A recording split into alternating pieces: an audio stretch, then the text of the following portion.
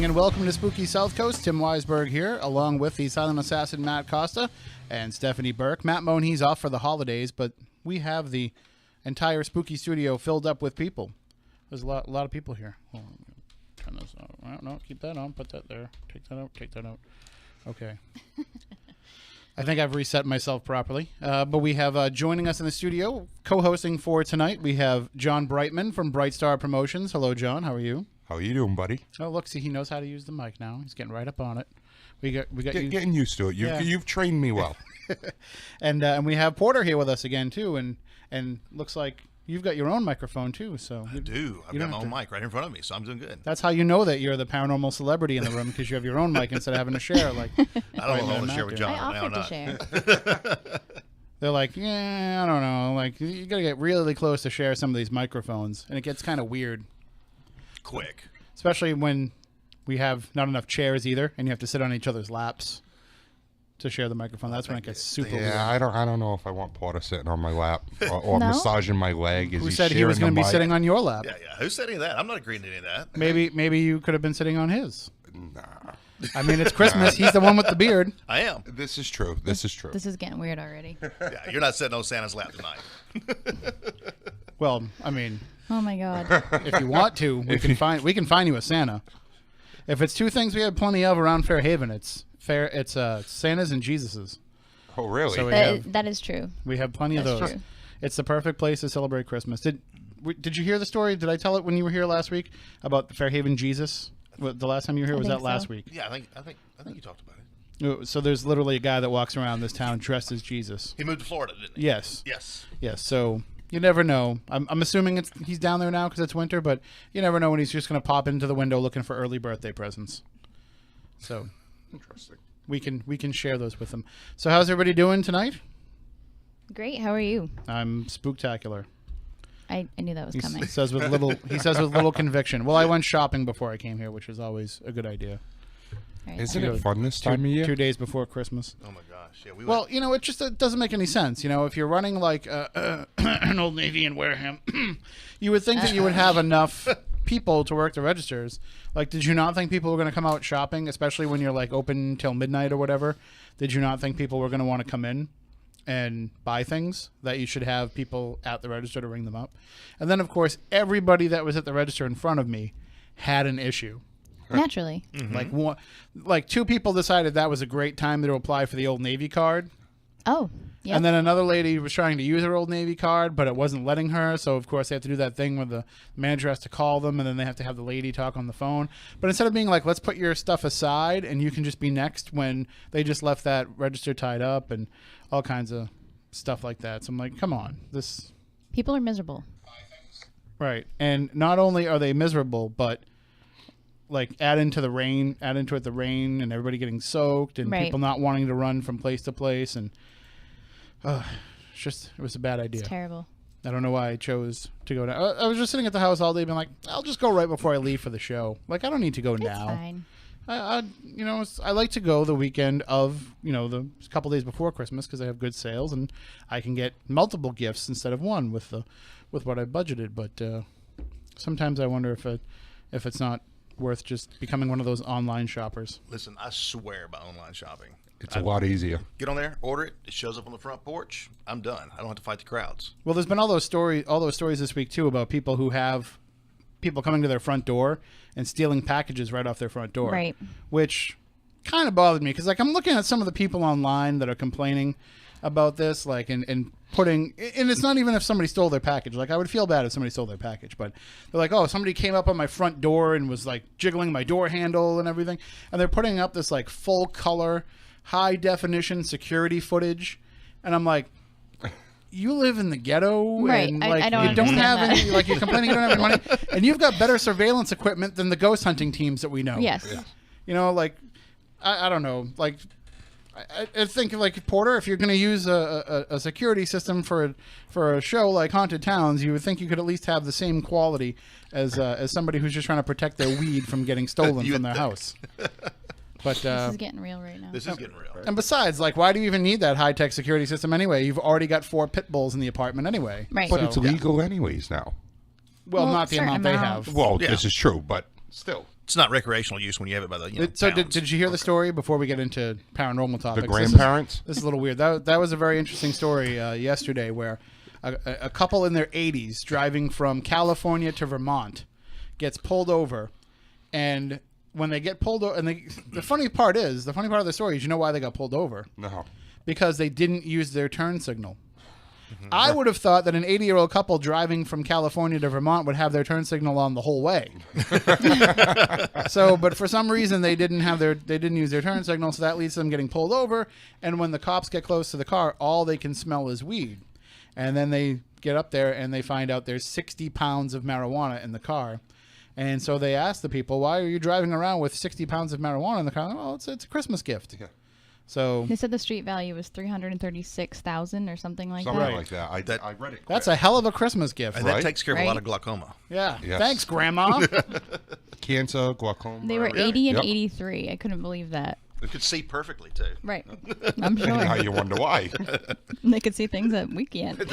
And also, though, like they dipped into it, obviously, because Yeah. they could smell it and everything. And if that's the case, like, you're already driving from California to Vermont. It's already a long trip. You want to do it at 35 miles an hour the whole way? And it's a Christmas gift. So what Yeah. are you doing? You're using some of somebody's Christmas Well, gift? I'm thinking that they probably like needed like 40 pounds for Christmas, Right. And just figured like if we have 60 with us, then we have a little bit to play Right. with on the way. Well, it's to get them through the whole family get together at Christmas. That's That what too, it is. and it's The trip out there, the trip back, and goodness. dealing with the family. It's great for the barter system too. It's like when you pull up to that gas station in the middle of nowhere, and gas is like $3.75 a gallon. You're like, I'm not paying that. I'll just trade you some weed. And the guy behind the counter is like, that's a good deal as far as I'm concerned. Oh my God. So, anyway, I just thought that it was funny that these people have these security systems on, and I'm looking at them all.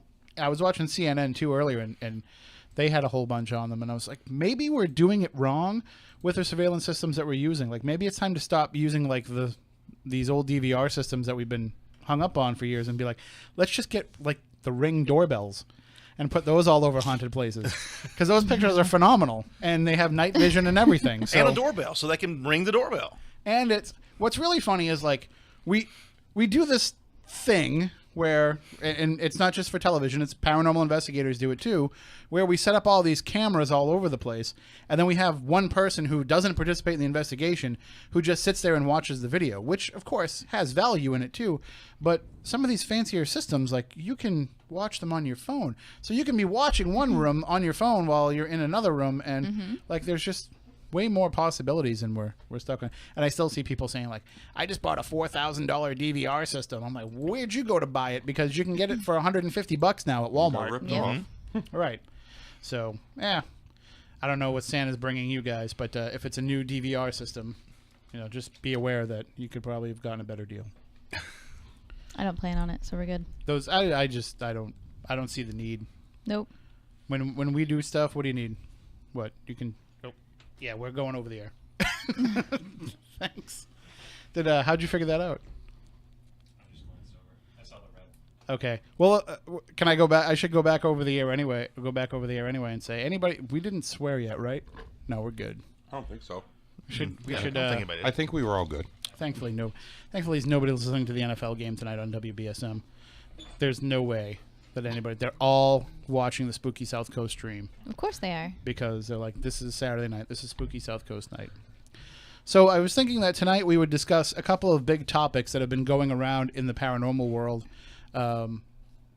Last week, of course, we covered probably the biggest topic that was going around, and we got a lot. We're still getting emails on it. We're I'm still getting sure. comments on it, and that was the Warrens situation. That was a Interesting. spirited discussion.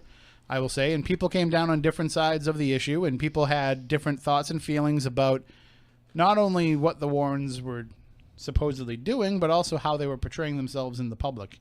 And I don't know if you guys can feel free if you have any thoughts to share on the situation. If you want to, we can certainly let you use the microphone to espouse those opinions if you want to. But it's one of the weirdest stories, but in a way, I'm also kind of not surprised either. You know what I'm talking about. Okay. I've heard briefly about it. I didn't actually get a chance to listen last week. Supposedly, they had a third party in Yes. their marriage for Yes. 40 years. Yep. So, but that drew a lot of people's. I say to varying each their opinions. own. You know what? I mean, I understand there could have been an age issue there, Right. but again, to each their own. If that's what they want to do, that's the way they want to run their life and their family, that's to them. It might not be what I agree is right. It might not be what any of us agree is right, but it's what they want to do. There's relationships out there that are like that now. And I thought the key to it was the part where, she had claimed that she had helped Ed fake paranormal evidence. Right. That was the part that I was like, why isn't enough people talking about that? Right. They're all Instead, jumping they're on talking the about Because the they age like and they like gossip, Yeah, they're like, well, it's because they just want anything to discredit the Warrens because of jealousy and what have you. Right. But like that's what you can use to discredit them if you wanted to. That's the part that's going to say, well, if that part is true, then maybe all of their research is fake. There's already that they were involved in the capturing of that ghost boy photo from the Amityville house, Right. which there's always been controversy about. That was it actually one of the DeFeo children, or was it just that investigator who was there with him that night? And when you see the side-by-side picture of the investigator and the photo, you can say, well, it could go either way. And then when you look at the photo of the DeFeo boy, you say, well, it could go either way. So, if you're 50-50 on the fence about what that could be, this story could make you say, well, I'm just going to assume that was the investigator then. Right. And then it discredits everything that they've done. Well, one thing too, you got to think about the time period. That time that was pre-70s, so the age difference was more. It was more acceptable back then, and those child protective laws didn't really come into play until in the 70s. So it was one of those things that was it was the way it was then. I mean, and if that's, I'm sure there was a lot of relationships that were like that. Might not be to the extent where they had the person living in the house with them. Right. But I'm sure there were a number of relationships where there was a third party involved, and either somebody had somebody else's blessing, or they knew about it and they just ignored the situation, or what have you. But certainly it will carry on because they're working on more Ed and Lorraine movies.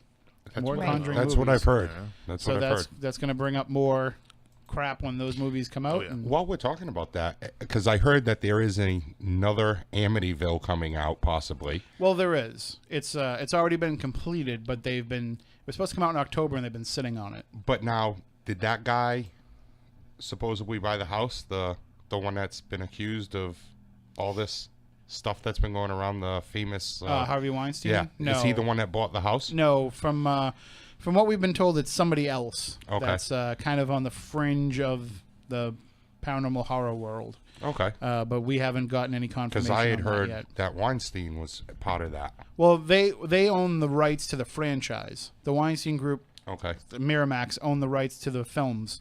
So they have the copyright on the Amityville name. Oh, okay. So that's why there's been. That's why when you saw the Conjuring, I think it was Conjuring 2, Yeah. that started off in the Amityville house, Yep. but they couldn't really say the Amityville case. They couldn't refer to it as that. That's because another company had the rights to do that. And there is an Amityville film that came out because it has something to do with you have to use the copyright like every so often to make sure that it still stays active, Yep.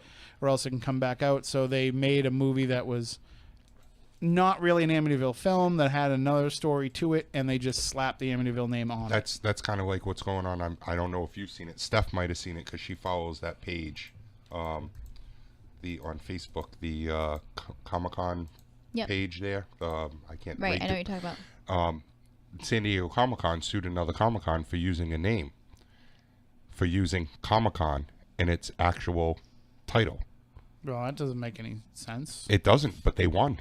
Well, I mean, if they copyrighted it, they copyrighted it. But I'm just But saying they- there's hundreds of Comic-Cons that use that phrase. Yep. Right. So I don't know But why. yeah, it's you been picked going on one for to like the go. past 8 months. They went after Salt Lake City Comic-Con and won. And but the judge and a bunch of people sided with, so even though they sided with the jury and the judge sided with San Diego and awarded them money, they were asking for millions. The jury and the judge said no and gave them 20 grand. That's it. Well, I mean, in reality, like it's not like it's one of those things where people are going to get confused. I mean, people know that the Comic-Con is San Diego, and people realize that when you have these other events in other places, I think they know that they're probably not tied in. Yeah. So there's But not a lot of why I brand brought it up confusion. was because they said the same thing, that even though it was in their name, they hadn't did something with the trademark. Right. They haven't like reissued it or something like that. So that's why they didn't award them the full thing. Yeah, that kind of stuff happens all the time. Yeah. One of the problems with the Amityville story is that story has been told so many times that you can own the trademark for it, but what are you going to do with it? Because you can only remake that story so many times. I'm sure at some point we'll get like a Netflix dramatic series about living there, and it'll be 28 episodes, and Just each one like will The be a day of Exorcist. living there. Yeah, The Exorcist show is really good, It is. and so I'm sure like something like Nope. that will come down Really? the pike. She's not going to watch it. I'm not gonna watch that. Yeah, you this is crazy? true. It's But have actually you seen it? No, it's a just pretty the good movies. horror show Yeah, for it is television. pretty good Like it horror. has pretty scary do it. moments. Yes. But it's very well done. When I watched the first season, I said, "How are they going to turn The Exorcist into a weekly series and find a way to tie it in where it's not going to be cheesy?" Yep. And the first season tied in, and it didn't come off as too cheesy, I No, thought. it didn't. And It really then this season, the only part I didn't like about this season was I don't want to spoil alert this at all, but the person who ended up getting possessed, I was like, "Ugh, that's like the Yeah. cheesiest of all the people to choose." But yes. anyway, but it's a good show. But the Amityville story, like you can only do so much with that, so it becomes inevitable that you're just going to put that label on other stories, which is what they did in the 80s. After the original movie was so successful, Amityville 2 had a good twist on it because that was the DeFeo story without actually using the name DeFeo. Right. And then by the time you got to 3, well, now you're looking at gimmicks, so you're making a 3D movie. And then by the time you got to 4 and the ones after that, you're doing direct-to-video anyway, so nobody really cares about the plot. And there was one, I don't remember which one it was, but there was one where it just got to the point where it was no longer about the house or the family, and it was about stuff that had been in the house. So there was one film where it was about a clock that was in the Amityville house that these people brought into their own house, and it was Amityville, it's about time. So, but it's making a comeback, and of course now you have the Lutz children who are actually coming out and telling their own stories. Yes. And so that's kind of hampering these other stories from getting a lot of publicity. And the other thing too is I don't know how much I can say about it yet because I don't know how much they've talked about it publicly. But I've been talking with some folks behind the scenes of this new movie, and not only did they bastardize the Amityville name for this film, but they bastardized somebody else's haunting story, real life haunting story, to form the basis of this, and they're not giving That person any credit. due to that person or to anybody involved with Amityville. So that's kind of why it's been held up. There's been some lawsuits and things like that. So the movie was supposed to come out, last I heard, in January. So we'll see if it actually does. And even if it does, it's probably not going to be a theatrical film, and because I think people are just over that story. If they somehow got the rights back and made a Conjuring film about the Amityville case, it would do huge. Oh, absolutely. But I just think all these other movies aren't going to do as well. So, and I think that would also be somewhat disingenuous too, because Ed and Lorraine were not really involved in that case as much as their reputation claims that they were. They went there after the Lutz family had moved out and conducted one investigation, as far as I know, one investigation. And then it turned into, this whole thing where they've investigated the Amityville horror house. But whatever. I mean, we know now that it could, like we talked about it behind the scenes for TV shows, like it would be like a holy grail place to get because of the lack of anybody being able to get in there, but also because it's one of the few cases that are synonymous with people outside of the paranormal. Right. There's very few places that you can say to people, talk about a place being haunted that they'll know right away. Lizzie Borden may be one of them. Trying to think of some other ones that would kind of qualify for that, hit people right away as being haunted. I don't know. It's hard to come up with those, but those that have that big stigma that's been in the mainstream movies and stuff like that, it really stands out to people when you do those. Yeah, and the advantage of doing a place like that too is that people don't want to. When you're talking about people who are outside of the paranormal world, paying attention to these things, the people who are outside of the world, they don't want to go to these places. So they're like, cool, they get to go to the Amityville house. We'll watch this episode, or we'll go see this movie, or what have you. And it's when you get those places and it's the paranormal world that's paying attention to you, then it turns into a why do they get to go in there and I couldn't? You know, we've dealt with that a lot. Anybody that's done events has dealt with that, where it's like, how come you get to go in there and they won't let my group in there? And it's like, Because it comes down to money. People own places. Right. They don't have to let you in just because they own it. So, It takes money to keep those places up. You know? right, and especially if it's privately owned, Right. if it's like a historical society or something, and they're getting money from your town to keep the place going, then you can say, well, I kind of have a right to come in here and check this out because I pay my property taxes in town, and that goes to some of this. So you can kind of argue that point. But when it's a place that somebody owns, like I can't tell you how many times people have told Leanne, like, you should let us come investigate your house. Right. Okay, well, it's, X amount of money to rent it out for the night. Oh, no, you should let us in for free because, like, we're really good and we can help you figure out what's going on. Like, there's a paranormal team in here that works here. Like, I don't need you to come in to tell me what's going on. There's people coming in here every night. So there's some degree of that, too, where, no matter what story you're trying to tell, there's going to be somebody that's going to try to undercut what you're doing. But that's all haunted stuff. I want to ask you guys about UFOs, Stephanie's favorite topic. No. Well, because it's been in the news all this week. We find out that there has been government funding. It stopped a few years ago, but there was a program that the government was funding. $22 million spent to research and investigate whether or not there are UFOs. And former Senator Harry Reid was involved in this program, and so that's kind of why it's hit the news, and it's hit the news pretty big. The information has been coming out from the To the Stars Academy there that Tom DeLonge started, which I'm going to take everything that they say with a grain of salt because they push right on the mission statement of that organization that part of their MO, part of their creed is to say, we're investigating the science, the technology, the history, but also the entertainment value, too. So the fact that they're saying some of this might be for entertainment purposes only has me a little bit concerned. But anyway, he's putting his money where his mouth is, and he's funding this. And so the story comes out that there was $22 million invested from the government into looking into UFOs. $22 million is a drop in the bucket when it comes to government spending, first of all. Second of all, it wasn't just about trying to find out if there were beings from another planet. Some of this was to find out if these unidentified flying objects were Russian aircraft, Chinese aircraft, North Korean aircraft. So there's an actual defense purpose behind this. And the fact that they were able to do that and look for aliens and it only cost $22 million is a sign to me that like it wasn't really that serious and intensive a program. So, but anyway, we get this piece of footage. Have you guys seen the footage?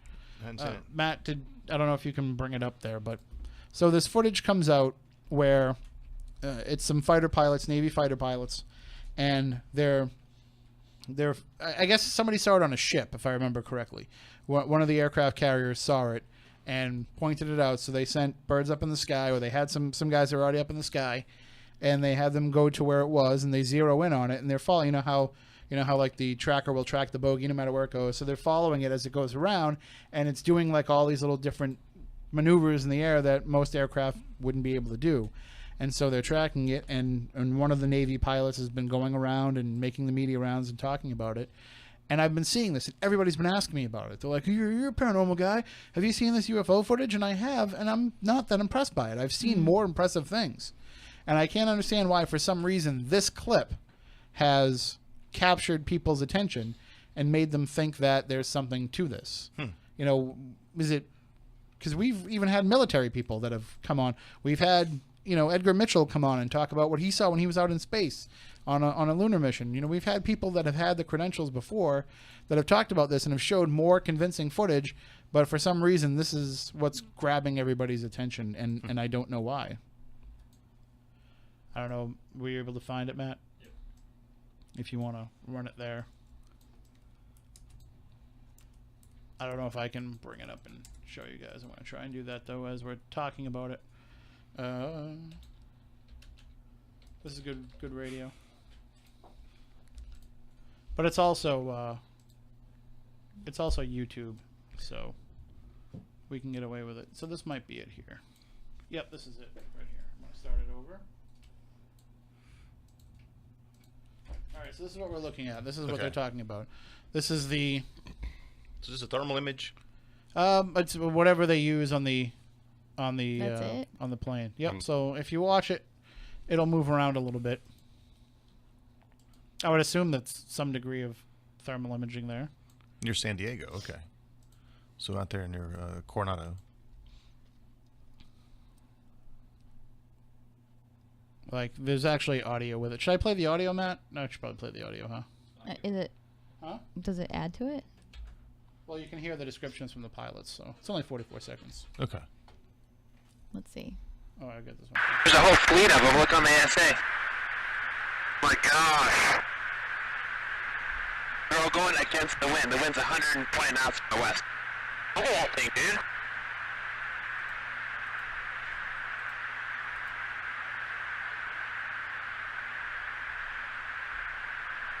That's not our LNS though, is it? It's not. That is an LNS, dude. Well, if there's like... Look at that thing. It's rotating. So one of the pilots told the U.S. media the object was not from this world. So, I don't know. I mean, like I said, I've seen more convincing stuff than that. I didn't find that to be anything particularly impressive. No. No. And it was so stationary in the field of view, you know, and all it did was Right, it's almost like there was like a bug on the screen. Right, exactly. Like it That's was what I was, said. Yeah. So it looks like there's a bug on the video screen, and it does turn around at one point, but I mean, that could have been the wind. Yeah, it could be anything. But I mean, Yeah. I think I'd have to see the full Yeah, I don't- video. Yeah, the whole thing. so but it has done the job. I mean, it has gotten people talking about UFOs. So if the To the Stars Academy wanted to get people talking about the topic, this certainly did it to Right. the point where, you know, it even came up in some of the White House press briefings. They were talking about it this week. So that happened earlier this week. And then yesterday, there was a rash of UFO sightings across California. People are concerned that it is an unidentified flying object, that it's something from another planet. Some people were worried that it was a North Korean nuclear missile. But in the end, it just turns out that it was a SpaceX launch that Elon Musk's organization decided to do a nighttime launch and not really give anybody a heads up. So that Mass got everybody hysteria. talking. Yeah. So I don't know if that was just a miscalculation on their part to like not make a big deal out of it ahead of time, or if it was kind of like, let's just downplay it and see if it gets people talking, because then everybody will be talking about our company. But either way, you know, it got people worked up. So now we have at least some proof that the government has been looking into this. Now we have the fact that people are looking up into the skies and watching this. And I'm wondering what all this means, because every year, well, we don't really do it so much anymore, but every year we had Stephen Bassett on from the Paradigm Research Group, and he would come on and he would say, you know, I predict that next year will be the year of disclosure. And he's been saying this every year for the past 15, 20 years, and it's never come about. Bill Clinton, when he first became president, so the legend goes, one of the first things that he asked about was Area 51 and if he could go there and see the bodies, and he wanted to know everything that the government knew about UFOs. And they told him, well, Mr. President, some of that stuff is on a need-to-know basis, and you don't need to know. You know, here's the President of the United States with one of the highest security clearances possible, and they're telling him this goes beyond what he can actually know about and what he can go and see for himself. So, I don't know. I actually think that this is one of those things where, not to make it political, but you know how Donald Trump loves to be the guy that does things, and he loves to crap all over his predecessors, especially Obama, especially Clinton. And so if this stuff was real and he knew about it, I think he would have no problem saying right out loud, like, nope, UFOs are real, the government knows about it, and they've been working with them, if that was the case. I see no reason why he would feel somewhat restrained to say that. If he could say that every Haitian refugee had AIDS, which apparently he said, that was the story going around today, I really think he would have no problem saying that there was, you know, aliens that are coming and giving us technology. So, I don't know. They exist. That's totally fine. I want nothing to do with it. But it's one of your favorite things. No. But when you No. look at some of the technology that we've had over the last 50 years, it does kind of beg the question of, you know, we made some pretty big innovations and some pretty big leaps. So it is possible that some of this technology did come from somewhere else. I think a lot of times when you say that, you are kind of downplaying the work and the effort and the innovations that human beings have made. But it's quite possible. I mean, look at something like the stealth bomber, where all of a sudden this technology was just developed and the U.S. had it and other countries didn't. They've since kind of reverse engineered them and made them themselves. But, this was something that's a hallmark to me, that if there was some sort of a partnership going between aliens and the American government, that would be one of the things I would point to as saying that's possibly the proof that there was some sort of correlation. I don't think cell phones and all this other stuff that people point to are enough to say that there's some sort of thing going on. But then the other problem is they say, these aliens obviously have a propulsion system that is unlike anything we have on Earth, because they can come all these great distances and they can come quietly, and they're not burning fuel that leaves some sort of trace residue and all that kind of stuff.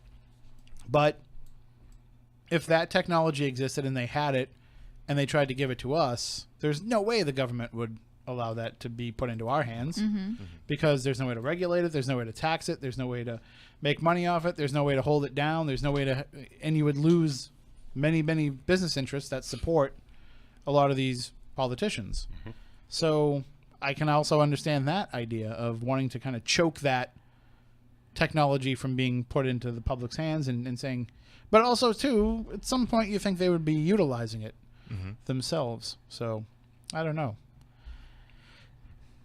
I think the one that impresses me the most, though, is you look at ancient times and you look at the advanced metallurgy that they used, then, and it was stuff that they discovered without modern advances and modern research materials. And you look at some of the structures that were built and the physics and mathematics that were behind those. I mean, that's the thing that's more curious to me than any of the modern discoveries. Yeah, like look at the pyramids. Yeah. I mean, that's just. I know that we have a tendency as human beings to feel like the people of past eras were not nearly as enlightened as we are, because we know so much more, we understand so much more. Obviously, we're smarter than they were, but they were actually figuring out how to do things within the framework of the limitations of what they knew at the time, which to me is even more impressive. But you look at something like pyramids and you say, well, first of all, how did anybody come up with that idea to say, I'm pretty sure that we can build this? And then to say, well, why do we need to build it? And why does it have to be this shape? Because if you're just trying to build a repository for the pharaohs to store themselves, their goods, whatever, there's easier ways to build it. Build a square. And, the idea of having it reach up into the sun and reach up toward the gods, fine. But does it have to be that dangerous to make? Can you not make that same thing? Like, for example, if you look at some of the Mayan pyramids and the Incan pyramids and things of that nature, they're stairs. Right. They built stairs so that they could actually climb up these things. But the Egyptians are just building straight up.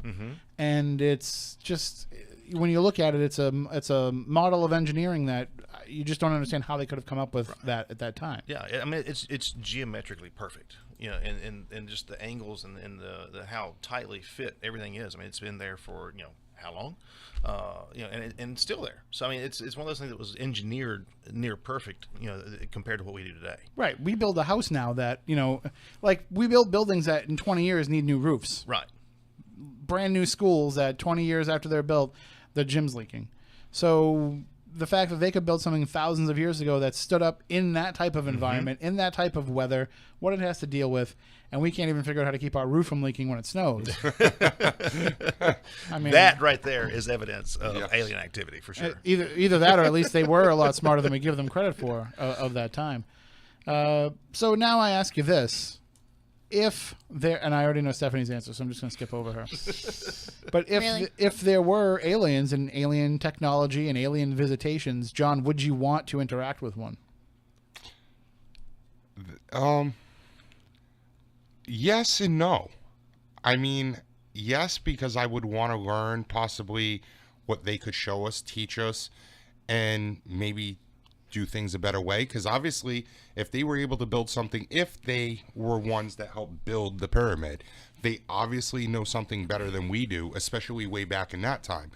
And if they can build these ships that can possibly fly from where they are out to here now and do things that they can do, then why can't we learn from that? So yes, I would want to learn in that aspect, but I think I'd also be nervous about meeting somebody like that or a being like that, because if they're that smart, what could they do here on Earth to possibly change things for us too, in a bad way, possibly.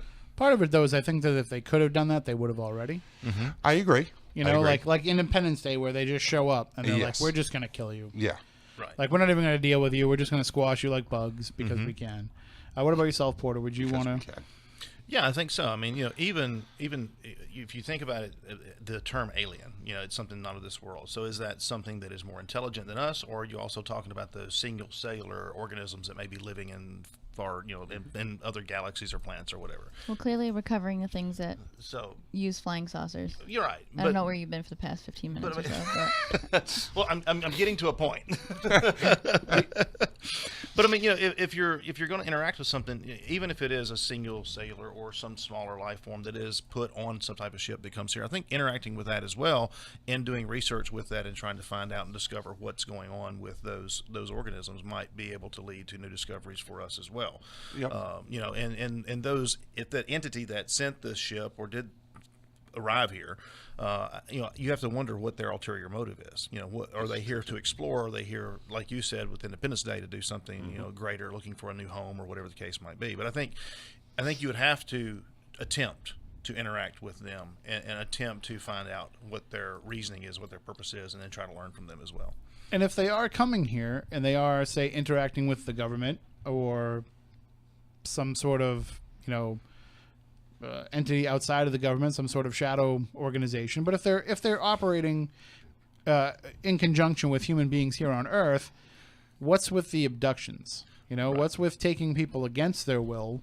that's what I have a problem with. Yeah, that doesn't make any sense. I don't understand. Why can't you just leave people in their beds or cars or wherever you're taking them from and mind your own business? If you want some information, just politely ask. It's not difficult, right? Yeah, they bring them It back. doesn't Take matter. them, they use them, they Well, bring them back. if you listen to the stories of what people have been through during their abductions, it's horrendous. I will let you all get probed, and I'll be safe in my bed. Well, I was How going does to say, that you sound? need your turn to get probed. too. No. That's a different No. show. Yeah, right. We did that show last week. Those are proctologists, right? Probing people in the paranormal. We did that show last week. Gastroenterologists. Yeah, that's what those are. That's Aliens. gastroenterologist. Yes. I mean, in some ways, the argument would be, well, you would think that if the government is working with them, the government would say, well, yeah, we'll work with you, but please stop taking our people. But maybe Right. that's part of the deal. Maybe we will give you this technology, and you just turn a blind eye to what it is that we're doing. Right. So, and there's people who are volunteering to do this. There's people who want to be taken away. Don't you and- look at me from across the room and right people now. who No, I'm actually going to tell you that people are chatting with me, telling me, "Oh, tell Steph I agree with her. They're absolutely right. Leave me alone." Right. Like, I don't care. I am not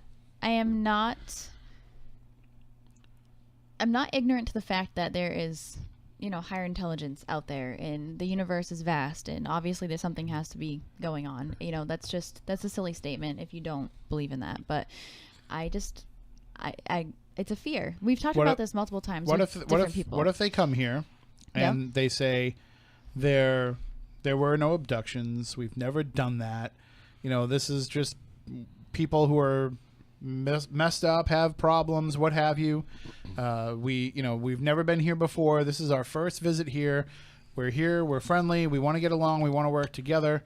Would you have a problem with them being here?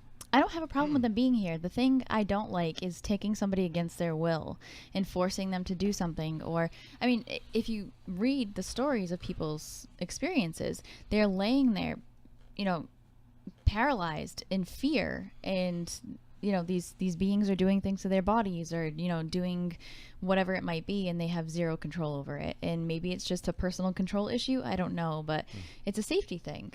It's bizarre. It's like if somebody walked up to your door, opened your door with a key, and took you out of your house kicking and screaming, but paralyzed you at the same time, and you have no control over it. What's the difference? But now you're on a flying saucer going into outer space. That's just even weirder. Supposedly. Yeah. Right. So Allegedly. no, thank you. I'm good. E.T. roofies. E.T. roofies. E.T. roofies. That's what it is. I've talked about this on the show before. I can't say I've never had an experience, but I've never been abducted, and I'm good with that. I was abducted by an alien I met in the bar of the Holiday Inn in Paramus, New Jersey. my God, where is this going? boy. Downhill fast. He Yes. told me the world would end on February 14th, 2015. Valentine's Day. Ooh. They don't even know what I'm talking about. They don't No. get it at all. Matt don't. knows. Matt, what am I talking about? It's Back to the Future. Yeah. Nope. Nope. Ross knows it.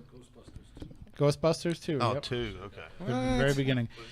We have a call on the line, and if anybody wants to call in during the show, 508-996-0500, 877-996-1420. The chat room is also up and running and active. There's a lot of people chatting in there as well, so if you want to get involved in that, remember, if you want to ask a question in the chat room, ask it in all capital letters. We won't yell at you for screaming at us. We know that you're just trying to get our attention and ask us a question, so you can do that in the chat room on SpookySouthCoast.com and on YouTube and on the YouTube app and on the Spooky South Coast app, and of course calling in 508-996-0500. Good evening. You are on hold on, let me make sure I put it not over the air. All right. Good evening. You are on Spooky South Coast. How are you? Hey, I'm fine. This is Eric from the chat room. How are you? Good. How are you? I usually turn the show off, so I won't feed back, but I was listening to I guess a football game or something. I don't know. Yeah, that's actually going over the air right now on our station. So this is only a little bit tangential, but in our constant search for evidence for some sort of extraterrestrial sentient being, it seems like when I listen to shows, I always hear the same assumptions, and I don't know why we make them or why we assume they have to be true. And a couple that come to mind is, first of all, why does another sentient being have to have a body? Why do they even have to have a craft? Mm-hmm. I mean, if they're so advanced that they can visit us from millions of light years away, I don't know, maybe they're balls of energy. And I don't think that's discussed enough that, possibly the difficulty in accumulating evidence is that there just isn't any hardware. Do you understand what I'm getting at? right, and well, one of the theories out there though is that it's not people coming from another planet, that it's either something happening transdimensionally or across time. So it's actually something that's people from the future, say, and that's why they look like us but different. It's a more evolved form of humans that are coming back, and that the appearance of this ship is not something that has traveled across the stars, but it's just entered into our dimension. Sure. Now that I can understand, but if we were talking about a whole separate entity from very far away, I always assume that they're in a ship, that they have a body, and I think some discussion has to go into that. Do you think that it's that they're arriving in that form, and then when they get here, they just put themselves into a state that we would be more comfortable with? Oh, gee, that's a good point. I hadn't thought of that. So they're traveling as energy, but when they arrive here, they take a physical shell so that we will be able to interact with it. And my last thought is, why all the poking around? Why the abduct a person here, visit a person there? If they are in spacecraft, why do they have lights? What do you need lights for if you're crossing, millions of light years? They're just too human-like, and I think we do too much anthropomorphism. We inject too much of what we are into extra ETs, and I'm sort of, as I said before, I'm a hopeful skeptic. I believe this is possible. Well, I'm going to ask, but I believe some of our assumptions. I'm not saying they're flawed. I'm just saying let's give equal time to the possibility that they're so different that it could be right in front of us and we wouldn't see it. well, I'm going to ask you to do your day job a bit here a little bit and put on that hat and say that if these things are not beings from another planet, or if there's nothing to them except for people's own people are basically just imagining them, or if they are having some sort of episode when they see them, if they're projecting them, whatever, that would explain a lot of the need to put our own selves into these beings and have them be like us, that would actually would give Oh, me, absolutely. yeah, more And, belief it in. is, and I have seen this in pediatric hospitals. It is so easy to construct the memory. And they're actually real memories. You know, once the person believes that, you know, neurons form actual memories, and then they believe it because to them it is very real. So it's too easy to construct memories. It's too easy to induce them of, you know, there's false memory syndrome and all that. So yes, yeah, that's an excellent point. It's also very easy. Bring up. It's very easy to mask memories as well. So if something traumatic happens that you don't want to believe what actually occurred, you create this false memory because that is. It's easier to believe that something outlandish like an alien abduction happened and believe that you were a victim of some sort of abuse, for example. That's what our whole unconscious memory is for. But in terms of masking memory, sometimes we do that on purpose. Some years ago, an 8-year-old boy in a pickup truck with his mother was behind a logging truck, and he watched a log come off the truck and decapitate his mother. Ooh. And in the ER, there was a psychiatrist there, and they immediately used ECT, electroconvulsive shock therapy, to erase that memory. Because it takes 2 or 3 days for a memory to consolidate. So he will never have a memory of that horrific image. So, again, you make a good point. We can make memories go away. We can mask them. We can bury them in our unconscious. So how do you do that? How do you find? Obviously, they can't just take one specific memory away. They must have had to wipe away a number of them through that process. They would have wiped away probably a day's worth. Wow. Because memory is kind of like concrete. It takes anywhere from 1 to 3 days to set up. That's why people that are in really bad car accidents, it take we call it a cerebral insult, but it's when your brain gets hit. We find that months after their recovery, they can't remember plus or minus anywhere from a couple of days to a week before and after the accident because those memories never set up. So I almost wonder if, we've seen movies like Total Recall where they can implant certain memories and give you memories to have an adventure and things like that. But I'm surprised nobody's come up with a business model then to help people. I had a really, really shitty day and I'd like to forget it. And you can just go into this place and they shock you and they wipe away your memory for the past day. Oh, well, you could do it with ECT. It's kind of overkill and it's expensive and the side effects are nasty. But, yeah, you could do that. But, in therapy, you can get someone very relaxed, and it's unethical. But planting a memory is not a terribly hard thing to do. Right, and I know that's a big concern with a lot of regression hypnotists is that are they actually helping draw out memories or are they implanting memories? Yeah, and, neither the American Psychological Association nor the American Psychiatric Association recognizes regression memory like that because we just don't have any evidence that that what's happening happened. That doesn't mean it doesn't work, and I'm not saying it's not real. Right, it doesn't mean it doesn't help people with the problems. It's just the sort of thing where we should be very, very careful. Well, thank you very much for the call and for the insight, and I could talk about this all night, but we're going to actually take a little bit of a break here. But thank you for calling in, and Merry Christmas to you, or Happy Holidays, whatever you celebrate. No, Merry Christmas sounds good. All right, take care. And we are going to take a break, and leading into that, and with the Happy Holidays message, I just want to say, Matt, did you notice the sign on the front door? No. So there's a sign on the front door saying that the station's going to be closed for the holidays and everything, and they put superheroes on the sign. And this has to be a Brian Rose creation. So there's Daredevil, there's Black Panther, there's who was the third one, Ross? The Thing, and then Darkseid. What is he doing there? Right, that's what we said. We're like 3 Marvels and a DC. Like, why would you? Yeah. That's just an odd. And it says whether you celebrate Christmas, and Christmas is over Daredevil. Kwanzaa, and Kwanzaa's over Black Panther, and then Hanukkah, and that's over Ben Grimm, The Thing, or you're anti-life, and that's over Darkseid. So I thought that was pretty pretty funny. But anyway, no matter what it is that you celebrate, Spooky South Coast wishes you happy whatever holidays.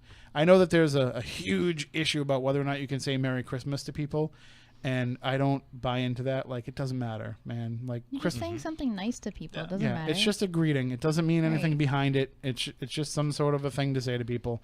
And even if you don't celebrate Christmas, Christmas is still a day. So just because you're not observing it doesn't mean that you can't say to somebody, "Hey, have a good Christmas," because I want your December 25th to not be like crap. So and I also say, people say to me all the time, like, do you celebrate Christmas? Like, I want to say happy holidays to you because you have a Jewish last name.